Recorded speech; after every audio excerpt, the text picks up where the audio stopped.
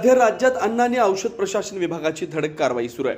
नाशिक शहरातील सिडको परिसरात असलेल्या झेप्टो कंपनीच्या स्टोअरवर अन्न आणि औषध प्रशासन विभागाने छापा मारला। यावेळी स्वच्छता आणि आरोग्यविषयक नियमांचं उल्लंघन झाल्याचं समोर आलंय। या कारवाईत आस्थापनेचा परवाना निलंबित केलाय। सेफ फूड सेफ महाराष्ट्र या मोहिमेअंतर्गत ही कारवाई करण्यात आली आहे। काल एफडी अधिकाऱ्यांकडून या आस्थापनेची पाहणी तपासणी करण्यात आली होती। या तपासणीत अन्न सुरक्षा नियमातील परिशिष्ट 4चं उल्लंघन झाल्याचं निदर्शनास आलंय। या सर्व त्रुटी आढळून आल्यानं तात्काळ या आस्थापनेचा अन्न परवाना निलंबित केला गेलाय।